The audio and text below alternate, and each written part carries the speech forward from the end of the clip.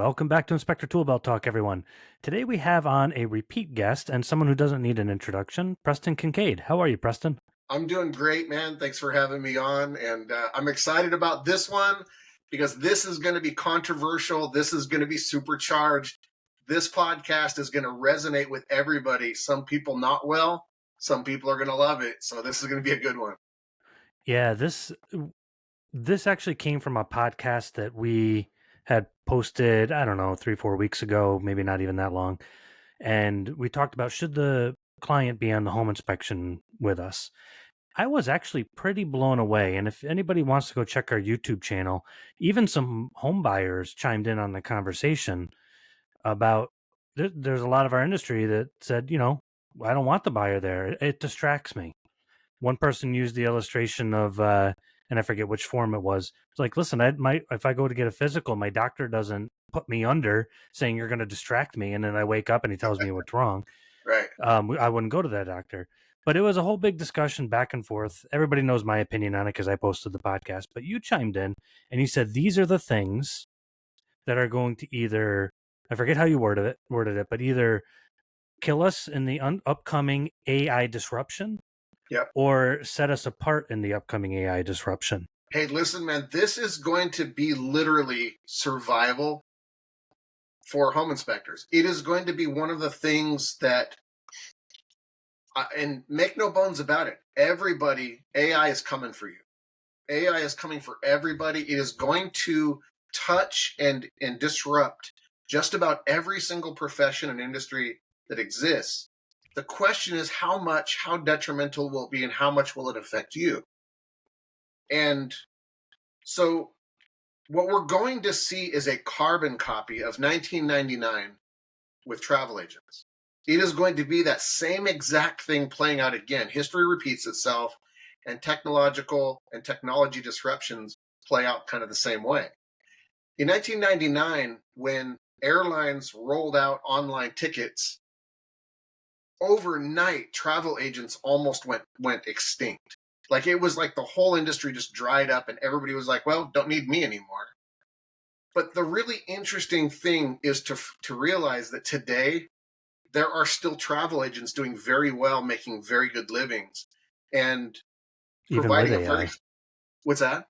Even with AI now, even a second disruption for them. Yeah, because the one thing that AI won't do well at replacing is relationships and trust and history, right? When you've worked with somebody for 10, 15 years, you've worked with them 7 or 8 times, you trust them. We're experiential and habit-based creatures, right? So this gets into like branding 101, right? This is why McDonald's has been successful, even though they provide some of the crappiest food, is they replicate the experience. No matter which McDonald's you walk into, whether it be in Germany or, South Central Los Angeles, it's going to look the same, smell the same. You're going to be greeted the same. The food's going to be the same. They don't deviate from their experience, and they replicate it perfectly. And so what's going to happen over these next 15, 20 years is that people who are in tune with and have an expectation of an experience, and people are replicating it and they know what they're getting, they're not changing. They're not clicking an AI button to get a home inspection or anything else, because they know that Ian is the guy that did our last 3 inspections and we loved it, right? And it's the professional consultant aspect of that, of providing that high-level service to them, that keeps them coming back and is going to keep them loyal to you. And that's, again, that whole limbic brain thing, where when you provide that surface to them and you're asking them to join your tribe, so to speak, that habitual thing in your head that makes you want to survive and stay alive kicks in, and you're going to be a repeat customer no matter what.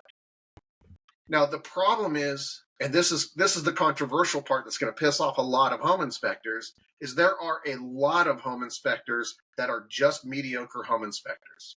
They are just packing their schedules with inspections, knocking them out, hit and publish on the report, going to the next inspection, knocking it out, hit and publish on the report. They're not taking the time to actually get someone to join their tribe. They're not taking the time to bond with that person, to get to know somebody, build a relationship, heck, even build a friendship. I have friends right now that are former clients of mine that I now have dinner at their house and we're friends. You AI isn't going to replace that because AI is not going to invite you over for dinner or to hang out with their family, go boating or whatever. And this is how travel agents have morphed. The people who are providing a very high level service, coincidentally, are also charging a premium price for that service. These are not cheap travel agents. So they're aiming for the best clients to do the best work to provide the best service. So what's the key here? They're really fine tuning their job to provide and deliver excellence, and that's going to be the difference. And so many home inspectors right now are so entrenched in their comfort zone, right? And this is where that whole thing about should the client attend, should the client be a part of this? Hey, look in the mirror and ask yourself, are you a home inspector or are you a professional consultant? Are you a report generator or are you a relationship builder? These are key differentiators in our field that everybody is going to be forced to face over the next 5 to 7 years. And I hate to break it to you guys, there are apps right now that you can click a button to get a $99 AI home inspection. Yeah. They're coming. So if I could talk about that for just a second, maybe a step back, because I think your travel agent part that example is very apt. But when we talk about the AI disruption, so for instance, according to World Economics Forum, 85 million jobs were displaced by AI automation this year. That's insane. It's estimating another 2 million roles are projected to be gone by 2030. And we may think, well, we love that old adage, you can't pay AI to go into the crawl space. No, but you can pay the 19-year-old college student on summer vacation to climb into that crawl space. So there's an app that I've been following that uses AI for plumbing inspections. So it'll actually runs the camera down the drain and finds everything that we would typically find. It's a very finite way of using it. But that just shows that the technology is starting enough that it will catch up to us. And it's not going to come in and say, well, nobody's going to want some 19-year-old with a camera. Not at first. But in 5 to 10 years, you said 5 to 7, I'm estimating 5 to 10, the technology will be there enough that you can start doing that. And so if we're the kind of person where they don't meet us and they click on a button to hire us on our website, we show up, we do the inspection, we send the report, and we're happy because they didn't distract us, we're going to be the first to go with that business model because there's going to be a million other companies that'll do that now and do it way cheaper, way faster. And will they find everything? No, but that same client is not going to care. I totally agree. And here's the part of this that to add on to that is when your client's not there, the only way they have of knowing that you did their inspection is the name and your face on the report. Mm-hmm.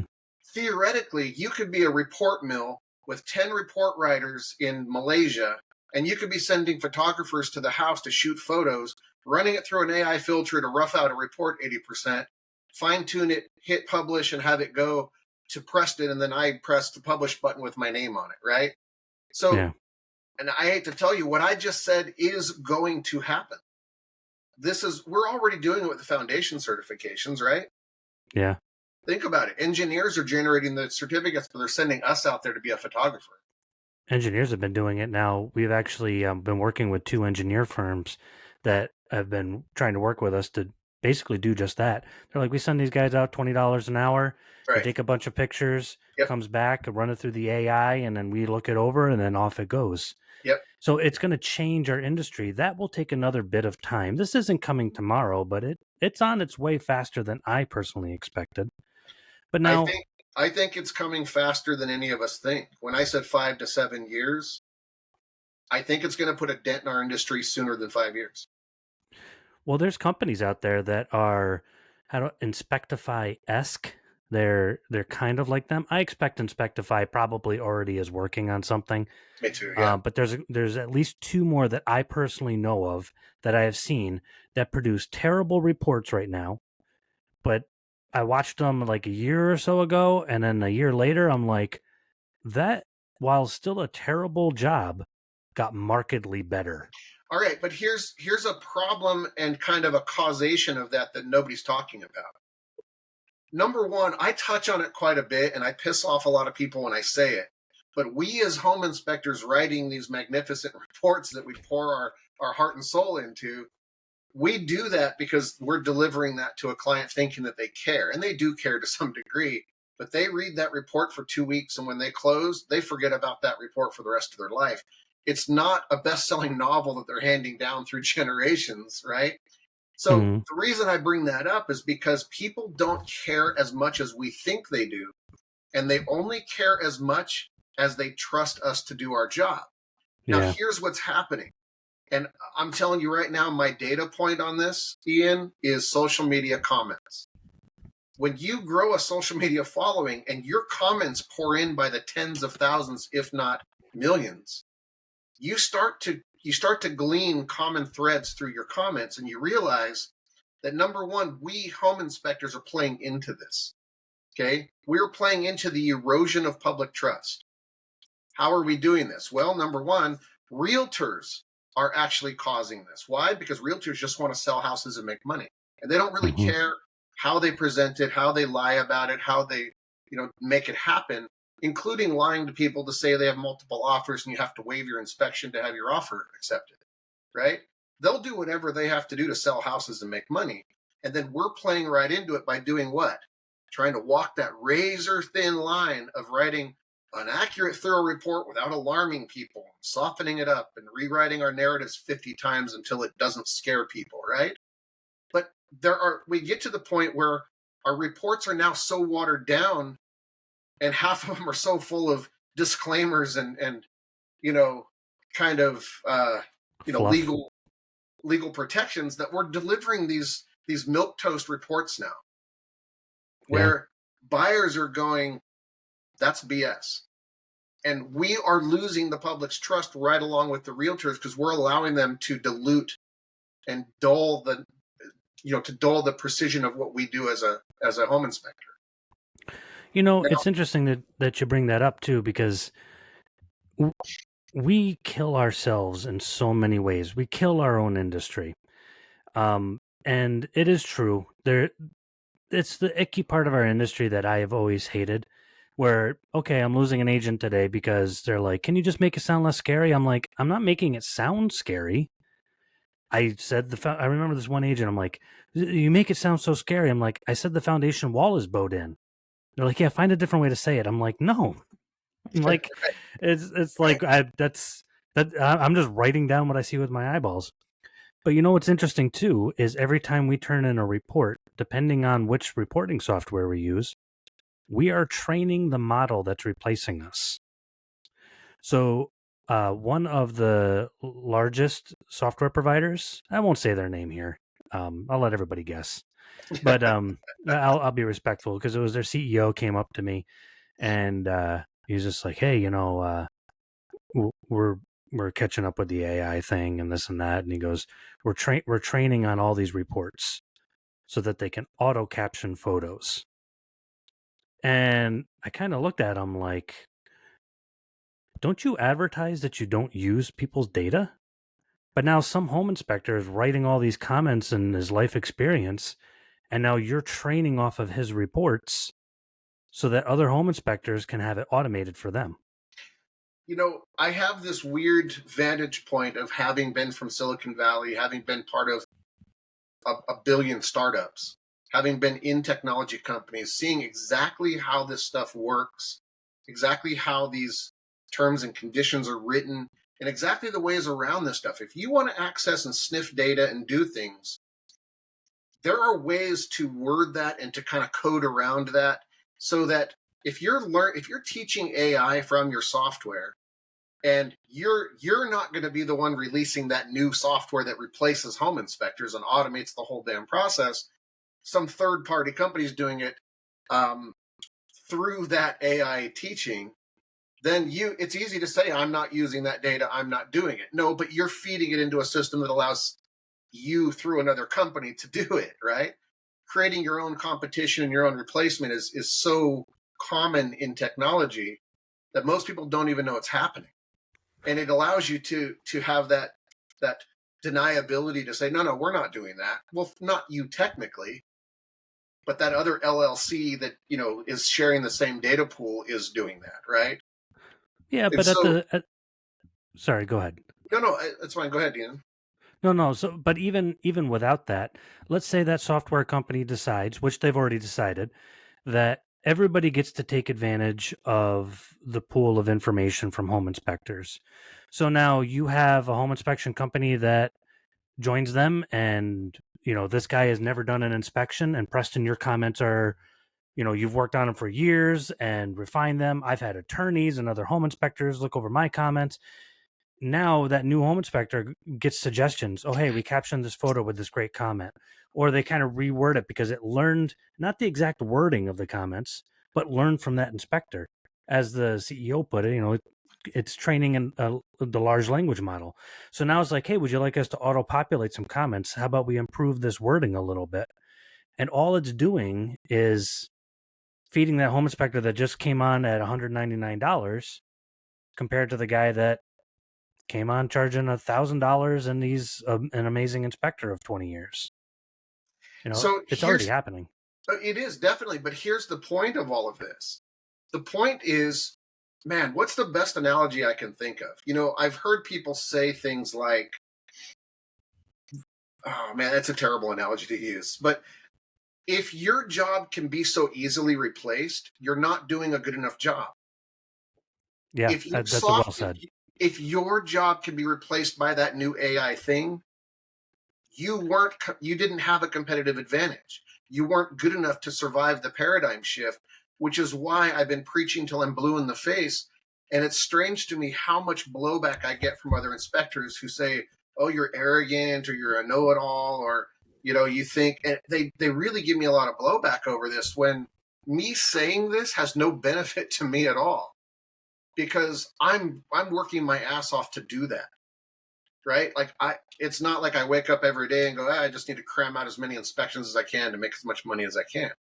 No, what I've been doing for the last 2 years is trying to do the fewest inspections that I possibly can while increasing my revenue streams. And that's hard. That's the hardest thing to do because you have to deliver on those services. You can't be mediocre. You can't just run in and run out, generate a report, run to the next one. You can't do that. Like if you're going to be a professional consultant, you have to show up, you have to deliver excellence, your reports have to be spot on. So my son just went through 2 years of shadowing me, and I was hard on him because his propensity also was to get into a comfort zone. And when I saw his reports and I say, why are there 8 narratives with no photos or videos in them? Well, it's just a thing. No, that needs to be defensible in court, and the client needs to see what you're talking about. You're asking them just to take your word for it. But what happens when the seller says that doesn't exist and your inspector's lying? Why is there no Mm-hmm. photo with an arrow or you pointing at something, right? That's how you deliver excellence, is being like dotting every I, crossing every T, showing up with crawl bots, showing up with drones, showing up with thermal imaging, spending time with your clients. That's a big one for me. It's so big. Like I can't believe that there's an inspector anywhere in this country that argues against having their clients present and spending time talking about the largest purchase of their life. Yeah, And a we lot. There was we a lot. we trivialize it because we do 300 to 500 inspections a year. So it's just like another routine inspection for us. That might be the only home inspection that person ever purchases in their life. That's a big event for them. And when they show up and you go, hey, thank you for being here. The most important thing today is that you are as involved as you want to be. You are welcome to shadow me. You can ask me a million questions today because this is my job. I do this every day. And the only reason I'm here is to help you with your decision. What I just said to you right now is what I say to every client in the driveway. Now, I also tell them there's no requirement for you to shadow me. I promise you, if I find anything significant today and you're not around, I'm going to come find you and we're going to have a talk about it. Right? That's professional consulting. And that right there is how you're going to survive when AI comes, because the minute you lose the public's trust, And the minute you lose the value perception to your clients, they'll opt for the button, they'll get the $99 AI because it's almost as good. You Yeah, have to be vastly better than what that technology is going to provide. yeah, and that's exactly it. As you were talking, I was reading an article not long ago about the advent of safety razors, how they were like almost invented on accident, and barbers all over were worried. That was like 100 years ago or something silly like that. I forget the exact number. There's still guys all over. There's a guy right down the road from me doing hot shaves. Do you think he's worried about going out of business? No. So AI cheapens our business. It cheapens the people's view of what a home inspection is. They're like, oh, well, my phone can do it, or things like that. Same thing that Gillette did with razors. There's always going to be the boutique guys out there that do exactly that. Sit down, talk with you. This guy could buy. It was getting a $50 hot shave that takes 10 minutes, and he's paying for it happily because the guy's talking to him. He's his friend.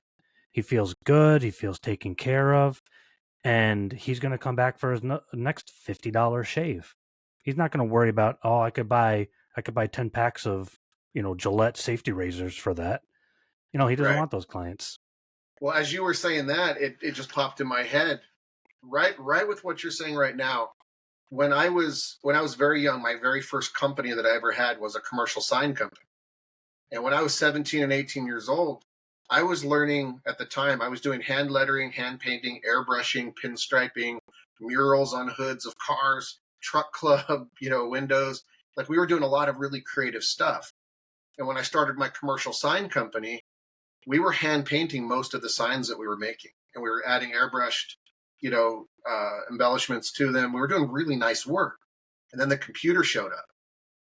This machine called the Gerber 4B came along, and it was a tangential knife that cut vinyl that you could stick on boards.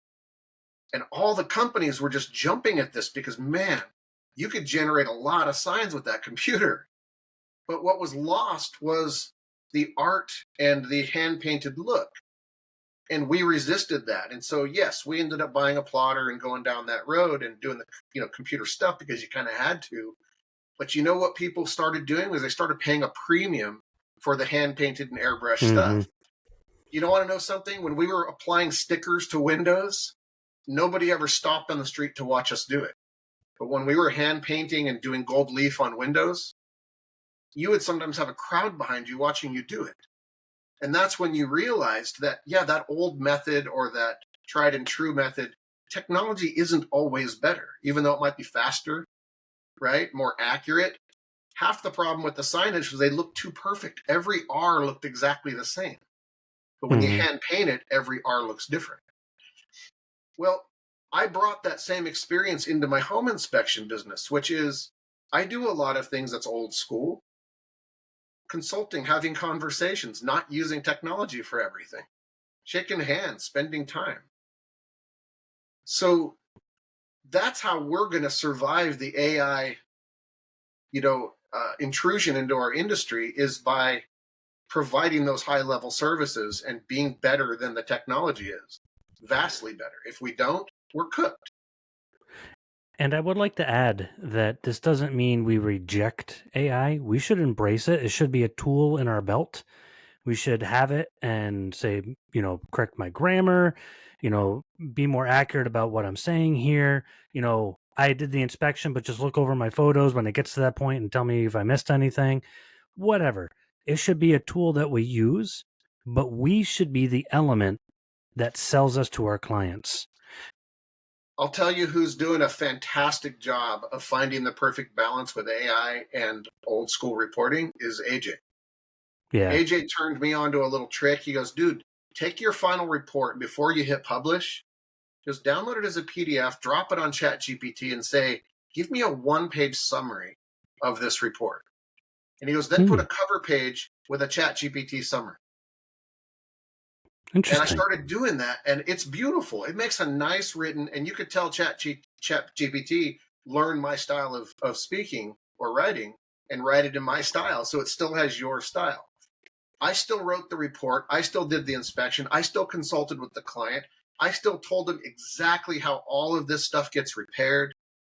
I told him exactly who to call for that if they need to. Hey, and if the price is above this, call someone else because it shouldn't be. Like all the stuff that should be consulted with the client, I took care of. But then I used AI to make a nice cover page. Interesting. So, I mean, that just shows that it works well. Like it's a great tool.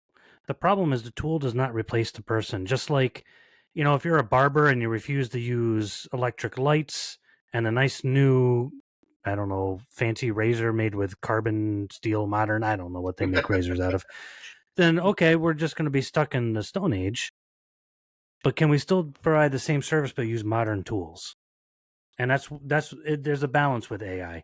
But listen, if we're going to be out there and say, okay, well now I'm getting too, there's some guys that I'm like, all right, you're getting too heavy into it. Like they'll do something like AJ did, which I love that suggestion. I think everybody should write that one down.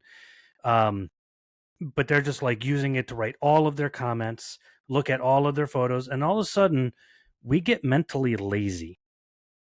We stop being inspectors, and all of a sudden we rely heavily on our tool. There's a guy that I know, he's actually working on my house now. If his nail gun breaks, he doesn't blink an eye. He grabs his hammer out and goes at it and does it just as fast. It's crazy. Yeah. Um, we should be able to do that with AI.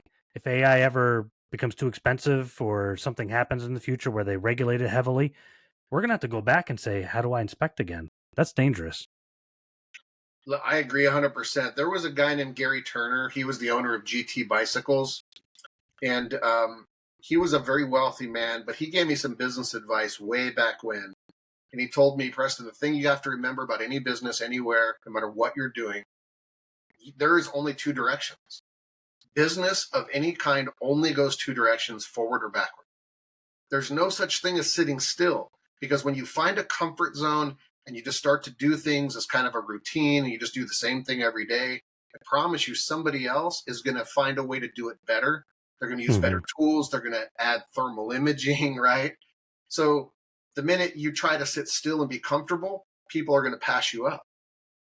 And that stuck with me all these years. And it can't be easy to be my son because I push him so hard the same way I push myself really hard to be as good as I can and to get better every day.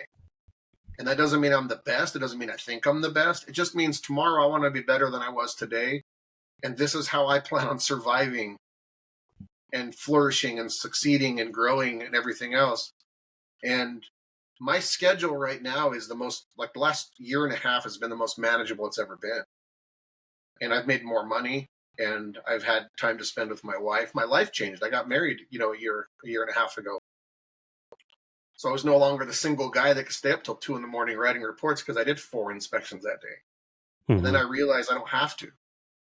I can have an average of $900 per inspection and do one a day and have a very comfortable life. Yeah. And deliver quality and deliver service and have time to talk with people and bond and connect and everything else. And I don't want to do it any other way. Yeah. And that's a beautiful thing. There was a home inspector I was talking to the other day, and I'll just give his first name Dylan. And we were talking about that. He listened to that advice. We've talked about that on the show. Not only does it give you a better life, it gives you a better business and it gives your clients a better experience. If I hired an unrushed doctor that only did one surgery a day, I'd feel a lot more confident. Matter of fact, there was a friend of mine who needed surgery, and somebody who knew the doctor came up and said, get the morning appointment. Do not take him in the afternoon. He gets tired. And I'm like, dude, that's messed up. So we're human beings, but it's not just a matter of making more money. Here's my opinion, and I think you're thinking along the same lines. I'm going to break our industry up into thirds: the bottom third, the middle third, and the top third. The top third is not going to be affected whatsoever by the AI intrusion. It's going to be, we're going to be like, oh, okay. Yep. All right. Well, I have less phone calls, but the same exact amount of work. Great. The middle third is going to struggle. The bottom third is going to be gone. I agree with that with one exception. The top third is going to benefit from the vanishing bottom third, and the struggling middle, because some of that's going to trickle up, right? That's true. Not everybody's going to opt for the AI or the newfangled, technology. Some people are going to go the other direction. And so if you are focused right now on delivering an absolutely superior experience, this isn't a superior inspection and superior report, a superior experience. If you Hmm. can make your inspections an experiential thing, right? And that's something I haven't heard anybody talk about when they say, "Oh, should your clients be present?" Well, I hear inspectors all the time talk about, "Well, yeah, when they're present, you know what I do is I crank up the heat so they leave me alone. They get out of the house." Right? Yeah, And you I saw go, that comment. right? And so when I hear that, I go, so you're trying really hard not to connect with your clients. You're trying to make them leave you alone. Like, you're not trying to provide a superior experience for them. So how do you expect them to pay you $1,000 for an inspection that somebody's charging $300 for if you're not going to provide a superior experience? I think experience is the key word there, because we think of it as an inspection, and it's not just an inspection to our clients. It isn't. It's No. it's just like going to the doctor is not just an exam. There was Right. a doctor, and I've talked about it. Man, this is probably 4 years ago on this podcast. But my wife had a medical condition. We got treated badly by one doctor, and another doctor came in, sat in the chair, took my wife's hand, said hello to me, asked her genuinely how she was doing, and then explained to us what was going on. Said it wasn't your fault. Nothing. This stuff happens. We're going to take care of you. It's going to be difficult. Here's my experience. To this day, that was 14 years ago. I would seek that doctor out. I still remember him. If my wife ever needed anything again, he's the man. So now I went to the dentist not long ago, and they were using AI to find stuff wrong with my teeth. So they scanned my whole mouth in multiple areas. AI's like pointing stuff out. And you know what? At first, I'm like, all right, if this is all I'm paying for, I'm leaving. That was my first thought. It was a gut reaction, and that's everybody's gut reaction because AI tends to cheapen things. Now the dentist came in. She goes, "Hey Ian, what's going on?" And she's Spanish. She calls me Miguelito, and we're friends. And she showed me a few things, and now I felt good. She gave me the experience. Now, interestingly, she didn't say ignore the AI. She goes, "Oh, the AI said this or that. Let's just keep an eye on those two spots, but otherwise, I think you're fine." And it was amazing. She gave me an experience. I would have left there not feeling good with AI. She made me Right. feel good. And that's what people Yeah. really want. They want to feel Yeah. good. Great point. Really great point. And this is something that I hone in on. And I did all the way back 5 years ago with my Jumpstart videos, where I talked about this. And this is even the people that are disagreeing with me, people watching this video right now, disagreeing and saying, "I hate everything Preston's saying. I disagree with him. He's an idiot." Here's where I'm going to refute that. Here's where I'm going to make them go, "Okay, yeah, he's right." Everybody wants that experience from their doctor. Everybody wants that experience from their lawyer, from their consultant, whoever they're working with. Mm-hmm. No matter who you are, you want bedside manner. You want attention. You want time. You want conversation about what's going on. You want information, right? Think about how all of us are looking for more information from people and can't get it because nobody has the time anymore. So what does this boil down to? It boils down to the golden rule. You should be treating people the way you want to be treated. You should be delivering the service you want to get. You should be the home inspector that you would hire to inspect your house. You want an inspector that says, "Stay the hell away, don't come. You'll get my report tomorrow. If you got any questions, call." Like, is that what you want? How many of us would want that from a home inspector? I wouldn't. If I wanted to be there and say, "Hey, when I looked at the house, I saw this thing. Can you please explain that to me and show me and connect all the dots for me?" Hell yes, show up, because that's what you're paying me for. And that's why I just charged you triple what the next guy was going to charge you. We're going to You stand know, here for 45 minutes and talk about that foundation if we have to. yeah. And that's the thing. I think the whole should the client be with you discussion is more allegorical than anything else. It Agreed. represents what we're doing with the experience because it's 1,000 micro interactions. I'm just thinking back. I remember. I remember inspections where the client was crying because we found a defect, and they've been looking for a house. I like to tell people I'm not mushy. I'm kind of mushy. Put my arm around her and I tell her husband, I'm like, it's okay. Don't, well, things will get figured out. You know, helping somebody like Ian, we just moved in. Do you remember this? And he drove over to their house. I'm like, here, let's get this fixed. I'd made no money on it. It wasn't my fault. It happened after when they moved out, or after when the seller moved out. And I'm just being a good person. That's never going to go away. Those micro interactions. I'm not talking about going to fixing people's house. I'm just talking about being a human being, giving people what Right. they really need. Yep. It's like that episode of The Office where um, that guy from Pretty in Pink, I forget, but he was playing Robert California, and he said there is no sales. He goes, I don't care if you need $4 billion of deep sea drilling equipment or a ream of paper. And then he went on to talk about how it was the human connection, human need, the person on the other end of the table, being able to read them, who they are, and build that Yep. relationship. The more we can do that, we'll survive any interruption by any amount of AI. Yeah, and the two pieces I'd like to add to that is in a world right now where that's becoming more scarce and it doesn't really exist anymore, it only Because it's makes more it valuable. easier to capitalize on it. It makes it easier to provide and it makes it easier to charge for it. So at the end of the day, as much hate gets thrown my way from being so vocal about this stuff, there's part of me that doesn't care because all the people saying, nope, I don't want clients attending. It distracts me. I can get my job done faster, get my reports out quicker if they're not there. Guess what? You're making me more money. You're making my job better and easier because now what happens is it is my number one most effective marketing strategy is to talk up how interactive I am with clients and how much I'm going to explain things and how they're going to feel at peace when they leave and they won't even hardly need the report. And you want to see realtors telling other realtors you got to use Preston? Why? Because nobody else is doing it, so you're making it easier for me. And guess what? Now that a lot of the inspectors in my area are stepping up and doing that, and they're providing that consultation, it's making our industry better. But my key differentiator is vanishing. Mm-hmm. I'm not so different anymore, right? There's 3 or 4 inspectors around here, some really good ones. Josh Wood, man, he's right here. That guy's a solid inspector, really good.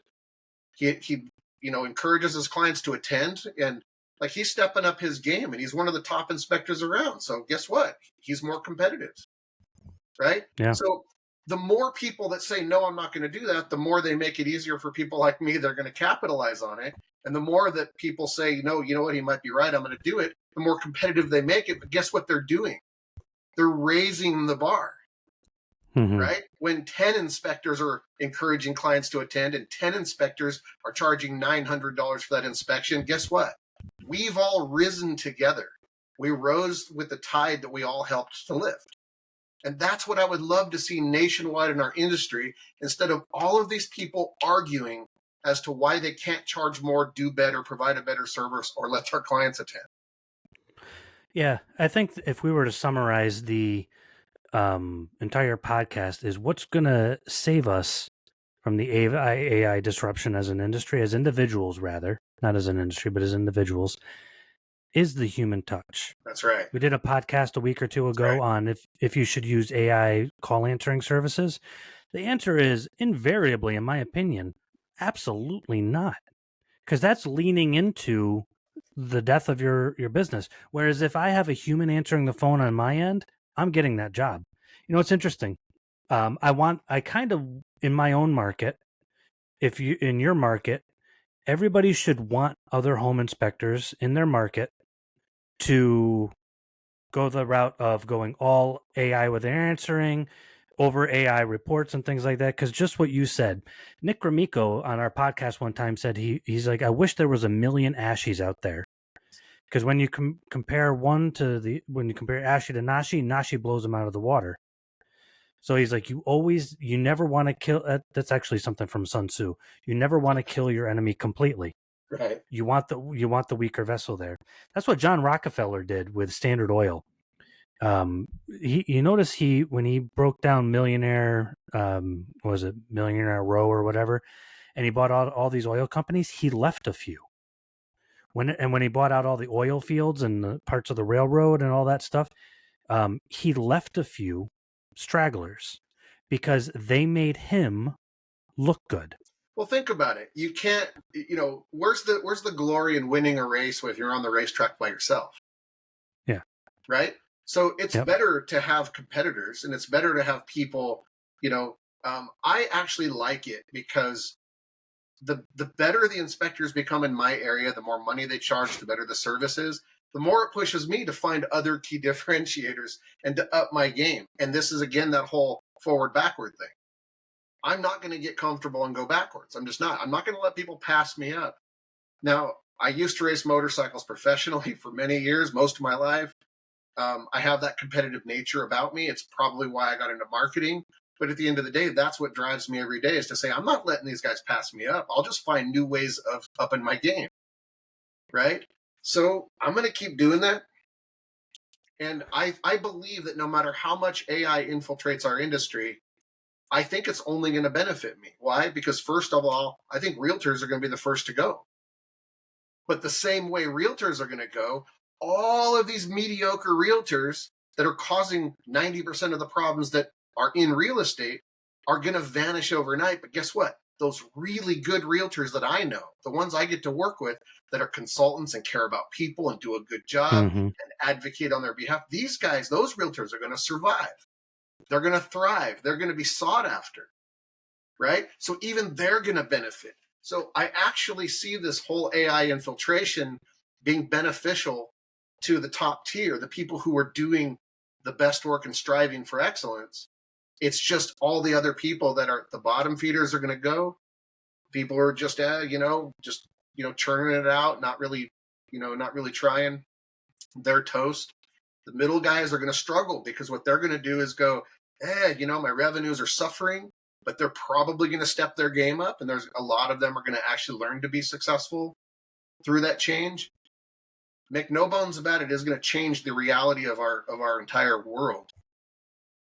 But I don't think it's all going to be doom and gloom. I think there's a lot of aspects to this that will be beneficial to those of us that are going to adapt, learn to embrace it, learn to use it, and to learn to rise above it. Yeah, I agree. This isn't a doom and gloom podcast saying that AI is going to destroy the home inspection industry. I think it'll drastically change it in about 5 to 10 years. Yep. But like 10 years ago, if we had a cool report that set us apart, 10 years ago, if we had good technology that set us apart, now it's going to be the reverse. The more human we make our business, the more interactions, the more people we have relationships with, the more we're going to give people what they are lacking. Actually, there's George Karampoulos who has been on the show. One of I the love things that I've George, heard. man. Good people. George is awesome. Isn't George great? I love George. He's one of Yeah. our biggest fans too. So shout out to you, George. Thanks for being an Yeah. ITB user. No, George is one of those guys that no matter how much, if you spend 10 minutes with him, you'll be a happier person. Your life will be better. Yeah, especially if he lets you drink some of what he calls the Greek Don't, water. don't Don't drink drink his the Greek water. water. That's for another podcast. But like when you read his report, one thing I've heard from home inspectors that they've said back from their clients is it sounds so human, and they like that because we're so used to reading AI gobbledygook that when we read something that's actually human, like good grammar and all that stuff, Yeah. but it's like, wow, those are the things making our reports more human, making our experience, again, that word, with our clients better, interacting with them on site before the inspection, after the inspection. We're going to be able to charge a premium. And in fact, our prices will probably go up as the industry divides. Right. So as AI starts to push into the cheap $199 inspection industry, we're going to have a huge divide. We're going to have the low end and we're going to have the high end. And the Listen, man, middle is do going you to know what I disappear. could charge right now to go do hand lettering and airbrushing on vehicles and fleets and different things? Yeah. Like, it's so rare now that almost nobody does it. I could probably charge 20 times what I used to charge to do that human artistic, the thing that computers can't replicate. Yeah. Right? It's the imperfection of the humanness. It's the interaction. But like you said, I think if there was one word to summarize this whole podcast, It's experiential. It's experience. What kind of experience are you providing for your clients in the home buying process, which is largely an unpleasant experience? And if you can be the one pleasant experience they have, Nailed it. game over, man. You're going to thrive. That's exactly it. You hit the nail right on the head. Preston, always a blast having you on. We could go on for another couple hours here, but we've reached the end of our time. But man, we got to have you on more often. And thank you for taking time out of your day and being on the show with us. Yeah, dude, fist bump. Come on, let's do it. Yeah, there we go. No one can see it on our audio listeners, but we're fist pumping right now. Hey, man, thanks for having me on. Ian, you're one of the best people I know. I appreciate everything you're doing. I mean that wholeheartedly. So thanks for having me on. What a privilege. Oh wow, that means a lot coming from you. Thank you, Preston. But you're awesome. Your insights are great, and thank you so much. Again, your time is very valuable. So thank you for Thank being you. on. All right. Have a good one. Take care.